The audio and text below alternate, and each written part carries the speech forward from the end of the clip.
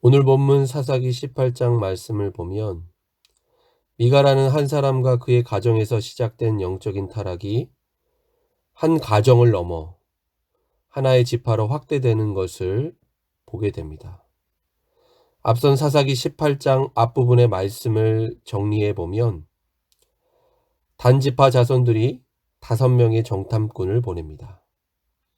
그런데 이들이 마침 에브라임 산지에 있는 미가의 집에 이르게 되었고, 거기서 미가의 집에서 제사장 노릇을 하고 있던 레위인 청년을 이들이 만나게 됩니다. 이후에 이 정탐꾼들은 평화로운 땅인 라이스를 정탐합니다. 그리고 단지파 사람들은 이곳을 하나님께서 자신들에게 주신 땅이라고 말하면서 600명의 군사들을 모아서 그 땅을 향해 나아갑니다. 그런데 단지파 자손들이 가던 길에 다시 미가의 집을 들르게 되었고, 군사들의 호의를 받으며 그 집에 있는 신상들과 에봇, 드라빔을 훔쳐갑니다. 심지어 미가의 집의 제사장으로 있었던 레위 청년까지도 이들은 설득합니다. 이전에도 제사장으로서의 사명이나 정체성보다는 더 좋은 대우와 조건을 따라갔던 이 레위 청년은 별다른 고민 없이 흔쾌하게 이들의 제안을 받아들입니다. 그래서 이들과 함께 길을 나섭니다. 여기까지가 오늘 본문 바로 앞의 상황입니다. 계속해서 오늘 본문 21절 말씀을 보시기 바랍니다. 그들이 돌이켜서 어린 아이들과 가축과 값진 물건들을 앞세우고 길을 떠나더니, 지금 단지파 사람들은 무장한 군사들 앞에 연약한 아이들과 가축 그리고 값진 물건들을 세우고 황급하게 길을 떠납니다. 혹시라도 미가가 뒤쫓아 올 것을 대비해서 이와 같은 행렬로 갔던 것입니다. 미가는 단지파 사람들이 멀리 떠나고 난 후에야 모든 사실을 알게 됩니다.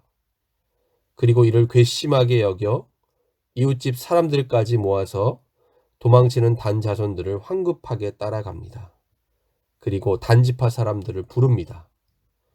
그러자 자신들을 부르는 소리를 들은 단지파 사람들이 얼굴을 돌려 미가에게 먼저 이렇게 묻습니다. 오늘 본문 23절 말씀입니다. 단 자손을 부르는지라. 그들이 얼굴을 돌려 미가에게 이르되 내가 무슨 일로 이같이 모아가지고 왔느냐 하니, 도둑이 제 발이 저린다고 단지파 사람들이 자신들을 뒤쫓아온 미가에게 먼저 이렇게 말하고 있는 것입니다. 이에 미가는 이들의 뻔뻔함과 부당함을 비난하며 다음과 같이 하소연합니다. 오늘 본문 24절 말씀입니다. 미가가 이르되 내가 만든 신들과 제사장을 빼앗아 갔으니 이제 내게 오히려 남은 것이 무엇이냐? 너희가 어찌하여 나더러 무슨 일이냐고 하느냐 하는지라. 자신의 집에 있는 신상들과 제사장을 남김없이 다 훔쳐가 놓고서는 어떻게 아무 일 없는 듯이 지금 무슨 일로 우리를 따라왔냐고 태연하게 물을 수 있냐는 것입니다. 그런데 단지파 사람들은 이런 미가의 말을 듣고서 꿈쩍도 하지 않습니다. 잘못을 인정하고 자신들이 훔친 것들을 돌려주기는커녕 미가를 이렇게 협박하는 것입니다. 오늘 본문 25절 말씀입니다. 단자손이 그에게 이르되 내 목소리를 우리에게 들리게 하지 말라. 노한 자들이 너희를 쳐서 내 생명과 내 가족의 생명을 잃게 할까 하노라 하고, 내 목소리를 우리에게 들리게 하지 말라. 한마디로 표현한다면 입 닥치고 가만히 있으라는 것입니다. 그렇지 않으면 너와 내 가족의 생명을 잃게 될 수도 있다는 것을 이들은 경고하면서 위협합니다. 결국 단 자손은 자기 길로 떠나버렸고, 도저히 힘으로는 단 자손들을 이기지 못할 것을 판단한 미가 역시도 돌이켜 집으로 가게 됩니다. 여러분, 지금까지 미가가 행했던 일과 그 일의 결과를 한번 떠올려 보시기 바랍니다. 미가는 하나님의 뜻과는 상관없이 늘 자기 소견에 옳은 대로 했습니다. 신상과 신당을 집에 만들어 놓고 레위 청년을 자신의 집의 전속 제사장으로 삼기까지 했습니다. 이를 통해 미가는 복을 받으려 했고 스스로 만든 신들이 자신의 삶과 가정을 지켜줄 것이라고 믿었습니다. 그런데 결국 미가는 이 모든 것들이 헛된 우상일 뿐이었고 그 어떤 것도 자신과 자신의 집을 지켜주지 못한다는 사실을 이제야 알게 된 것입니다. 계속해서 나오는 이야기의 초점은 다시 단 자손들을 향합니다. 미가의 집을 약탈하고서 기세가 등등했던 단 자손들은 원래 공격하기로 마음먹었던 라이스에 이르게 됩니다. 27절 말씀을 보시기 바랍니다. 단 자손이 미가가 만든 것과 그 제사장을 취하여 라이스에 이르러 한가하고 걱정 없이 사는 백성을 만나 칼날로 그들을 치며 그 성읍을 불사르되.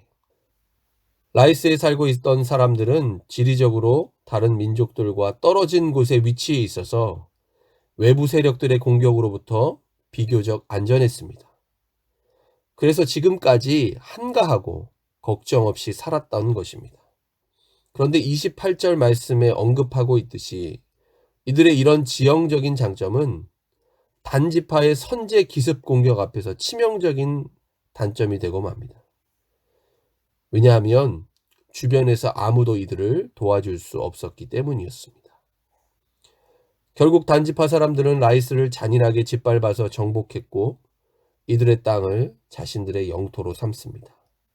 오늘 본문 29절 말씀입니다. 이스라엘에게서 태어난 그들의 조상 단의 이름을 따라 그 성읍을 단이라 하니라. 그 성읍의 본 이름은 라이스였더라. 단지파의 이름을 따라 라이스라고 하는 성읍의 이름을 단으로 고칩니다. 그런데 단지파 사람들이 라이스를 정복하고 난 후에 가장 먼저 했던 일이 있었습니다. 그것이 무엇일까요? 오늘 본문 30절 말씀 보시기 바랍니다. 단 자손이 자기들을 위하여 그 새긴 신상을 세웠고 모세의 손자요 게르솜의 아들인 요나단과 그의 자손은 단 지파의 제사장이 되어 그 땅 백성이 사로잡히는 날까지 이르렀더라. 땅을 정복하고 그 땅의 이름을 바꾸자마자 제일 우선적으로 이들이 한 일은 바로 자기들을 위하여 새긴 신상을 세운 것입니다. 어떤 신상입니까? 이들이 미가의 집에서 훔쳐가지고 온 신상이었습니다. 뿐만 아니라 이들은 그 신상을 세운 곳에서 제사 드리는 일을 수행하도록 제사장을 세웁니다.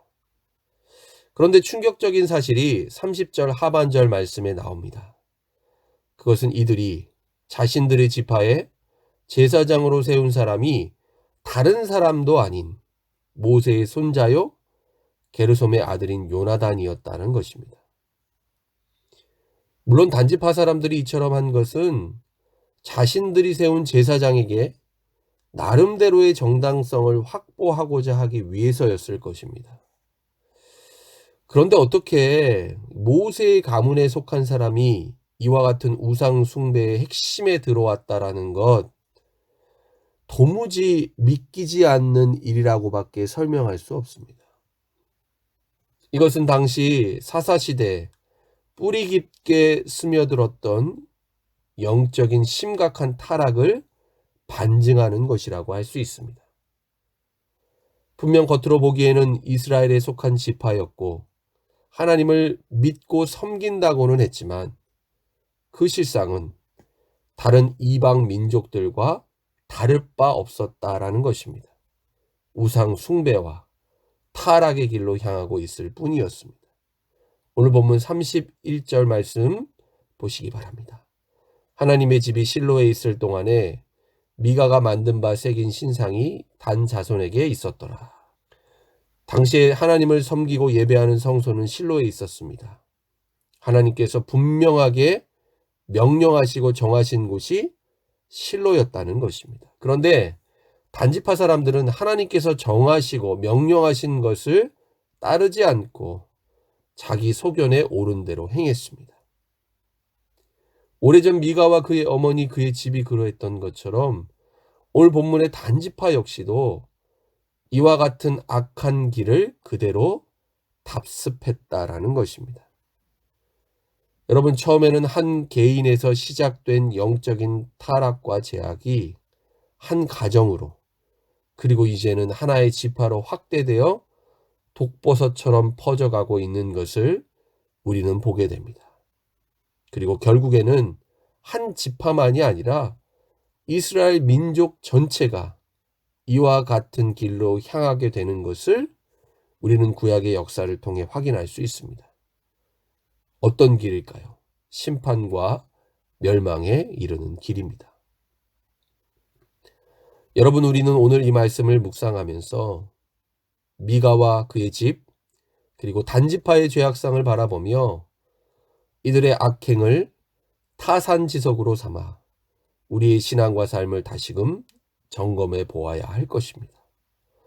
겉은 신앙인 것처럼 보이지만 그 속에 하나님을 진정 섬기고 예배하는 것이 아니라 나의 욕망을 채우려고 하나님을 이용하고 있지는 않은지, 오늘 이 말씀 앞에 진실하게 우리의 삶과 신앙을 돌아볼 수 있는 여러분 될 수 있기를 바랍니다. 여러분, 영적인 타락과 불순종은 처음에는 작은 것 하나에서부터 시작됩니다. 그리고 그 작은 빈틈을 통해 우리의 삶에 들어오기 마련입니다. 그런데 우리가 이것을 조금씩 용납하고 합리화하기 시작하면 어떤 일이 벌어질까요? 점점 더 눈덩이처럼 불어나게 됩니다. 뿐만 아니라 이와 같은 죄악과 불순종은 한 사람을 통해 그가 속한 가정으로 번져가고 또 이 한 가정을 통해 또다시 그 가정이 속한 공동체가, 그리고 나아가 나라와 민족에까지 영향을 미치게 되는 것입니다. 한마디로 악순환이 진행되고 그러한 악순환이 또다시 모여져서 돌이킬 수 없는 총체적이고 심각한 죄악에까지 이르게 된다는 것입니다. 오늘 본문의 미가와 그의 집, 이스라엘의 단지파가 이와 같은 사실을 우리에게 분명히 증거해 주고 있습니다. 여러분, 그러므로 우리가 올바른 신앙을 가지고 말씀에 순종하는 삶을 사느냐, 그렇지 않느냐는 우리 자신에게만 영향을 미치고 끝나는 작은 일이 결코 아닙니다. 여러분, 우리는 날마다 탐욕과 우상 숭배가 지배하는 죄악된 세상을 살아갑니다. 그렇기 때문에 우리가 하나님을 온전히 의지하지 않으면 날마다 하나님 말씀 앞에 깨어 있어서 정말 거룩한 하나님의 백성으로 살고자 몸부림치지 않으면 이와 같은 세상을 따르게 된다는 것입니다. 사랑하는 여러분, 오늘 하루도, 그리고 새롭게 시작하는 한 주간의 삶 속에서도 오늘 우리에게 주신 사사기의 말씀을 기억하며 반면교사로 삼아 우리 안에 있는 탐욕을 버리고 진실한 믿음으로 순종의 길을 걸어가는 저와 여러분 될 수 있기를 예수님의 이름으로 간절히 축원합니다. 기도하겠습니다. 하나님 아버지, 오늘도 이 새벽 우리에게 주신 사사기의 말씀을 통해 하나님의 뜻을 깨닫게 하시고 우리의 삶을 말씀 앞에 점검하고 돌아보게 하시니 감사를 드립니다. 미가의 집 한 가정에서부터 시작된 타락과 우상 숭배가 단지파로 이어지고 확대되었던 죄악의 악순환을 바라보며 하나님, 우리 또한 얼마든지 그럴 수 있다는 영적인 경각심을 잃지 않게 하여 주옵소서. 하나님을 믿는다고 하면서도 탐욕이라고 하는 우상을 섬기며 따르는 죄악이 우리 가운데 있다면 오늘 주신 이 말씀을 통해 깨닫게 하시고 주님 앞에 온전히 돌이키게 하여 주옵소서. 하나님, 오늘 하루도 진실한 믿음과 순종을 통해 하나님의 거룩한 백성으로 살도록 주님 우리를 다스려 주시고 인도하여 주옵소서. 예수님의 이름으로 기도드립니다. 아멘.